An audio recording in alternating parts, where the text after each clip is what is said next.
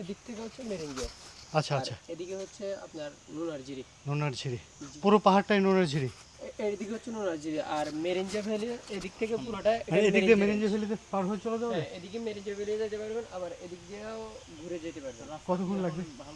এদিক দিয়ে হাইটা গেলে একেবারে মেইন মেরিঞ্জা ভ্যালি যেতে গেলে 1 ঘন্টা সময় লাগবে। হেঁটে হেঁটে সম্ভব? সময় নেই আজকে যাওয়া যাবে মানে আপনাদের জন্য 1 ঘন্টা লাগবে, আমাদের জন্য তো 1 ঘন্টা লাগবে না। তারপর আপনাদের জন্য না, সেটাই সেটাই। আচ্ছা বন্ধুরা, আসলে এটা নাম শেষে জানা গেল, এটা মেরিঞ্জা ভ্যালির খুব কাছেই আর কি, সাথেই। হ্যাঁ এটার, হ্যাঁ হ্যাঁ, নুনাঝিরি পাহাড়। একটা ঝর্ণাতে আমরা এতক্ষণ ছিলাম। তো আমরা এখানে এক স্থানীয় যারা বসবাস করে তাদের জানতে পারলাম এই পাহাড়ের নাম আসলে নুনাঝিরি।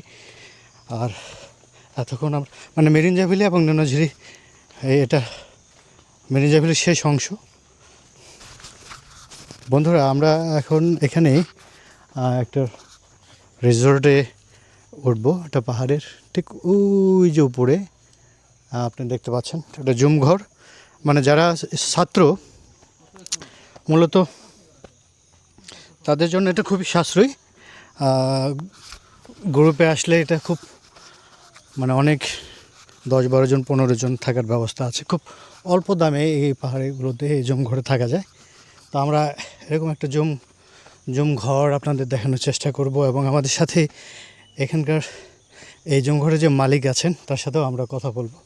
মূলত তার আমন্ত্রণে যাচ্ছি আমরা। ঝর্ণা থেকে আবার আরেকটা ছোট পাহাড়ে উঠছি। এখানে একটা জুম ঘর আছে, আমরা একটু দেখব এবং কথা বলবো। আসলে পাহাড় খুব কঠিন, পাহাড়ে ওঠা। যাক,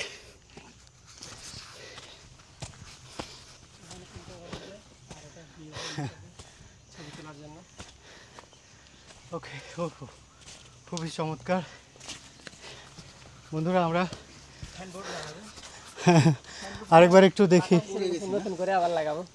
ঠিক পাহাড়ের উপরে রিসোর্ট। এই যে আমরা একটু দেখাই, মূলত এখানেই রাত্রি যাপন করে। এই যে পেছনে যে পাহাড়, অপূর্ব অপূর্ব। মানে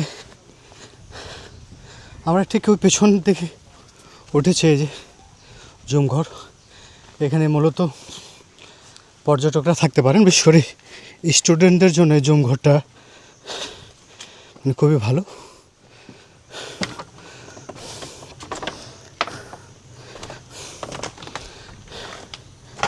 এই যে দেখেন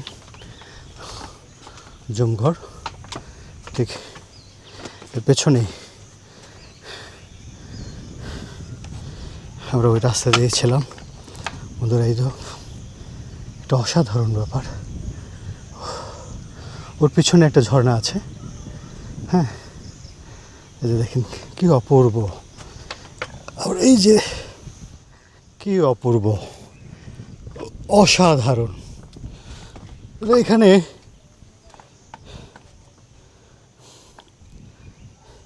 ওই যে মেঘ দেখতে পাচ্ছি, একখণ্ড মেঘ।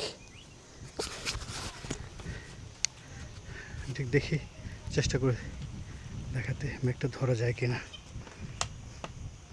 ওই মেঘ উঠছে, ওই যে ওখানে একটু মেঘ উঠছে। আমার এখানে 3টা ঘর আছে। 3টা ঘরে যারা গ্রুপ নিয়ে আসতে চায় 10 থেকে 15 জন এক ঘরেই থাকা যাবে। আর বিশেষ করে এখানের সৌন্দর্যর দিক দিয়ে দেখতে গেলে পাশে ঝর্ণা আছে, ঝর্ণা দেখা যাবে। ঝর্ণাতে আমরা নিজেরাই নিয়ে যাই। প্রাকৃতিক যে সৌন্দর্য উপভোগ করার জন্য আমরা যে জায়গাগুলো সুন্দর জায়গাগুলো আছে আমরা ওখানে নিজেরাই নিয়ে যাই। দ্বিতীয়, একটু বলবেন যে এখানে কয়টা ঝর্ণা আছে? ঝর্ণা এখানে এদিকে একটা আছে, ওইদিকে 2টা আছে, মোট 3টা ঝর্ণা আছে।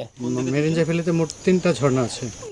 আরও বেশি আছে, তবে ছোটোখাটো আরও অনেক আছে, মানে বড় বড় 3টা ঝর্ণা আছে। আচ্ছা, তাহলে এই এখানে গ্রুপ ধরে যদি আসে, আপনি যারা ইউনিভার্সিটিতে পড়ে, কলেজে পড়ে, এই ছাত্ররা যখন আসবে তাদের জন্য আপনার রিসোর্টে কিছু মানে কমিশন বা ছাড় আছে কিনা? অবশ্যই আছে, ওনাদের জন্য ডিসকাউন্ট আমি অবশ্যই রাখি। তার কারণ যেহেতু ওনারা বেশিরভাগই একটু টিউশনি বা বিভিন্ন ইয়ে করে চলতে, যেহেতু এটা আমি নিজে মালিক, নিজে সার্ভিসিং সব কিছুই করি, তো আমি ওনাদের জন্য ডিসকাউন্ট কিছু দিই। বাট যেখানে সুন্দর জায়গাগুলো আছে আমি নিজেই ওনাদেরকে দেখানোর জন্য নিজে, তার কারণ দূর দূরান্ত থেকে যারা আসে তারা অবশ্যই সবগুলো জায়গা চিনে না। মোটামুটি একটা গাইড যেটা দরকার সেফটির বিষয়ে হ্যাঁ, এখানে যেহেতু পাহাড়ের বিষয়ে সেফটির ব্যাপার আছে।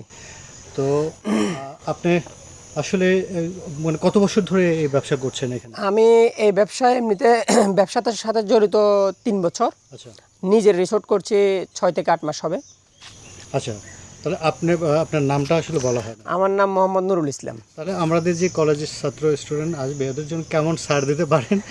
ওরা ভিডিওগুলো দেখবে, যদি একটু বলেন যে আসলে। আমি আমার যতটুকু সর্বোচ্চ যতটুকু ছাড় দেওয়া যায়, যতটুকু হলে ওনারা খুশি হয় আমি অতটুকুই ছাড় দিই। আমারও একটা বিষয় আছে যেটা আমি একেবারে সর্বোচ্চ, যেটা আর কেউ দিতে পারে না, সেটা আমি দিই। তার কারণ আমি নিজেই মালিক, আমি নিজে এখানে সার্ভিসিং হিসাবে থাকি, সেফটি গার্ড হিসাবে থাকি, সব দিকে আমি নিয়ন্ত্রণ করি। খাবার দাবারের বিষয়টা এখানে খাবার দাবারে এটা হচ্ছে আমি ঘরোয়া পরিবেশের খাবার দিই। আমি ঘর থেকে নিজের বাড়ি থেকে রান্না করে আনি, ওইখানে ঘরোয়া পরিবেশের যে খাবারটা ওই খাবারটা দিই।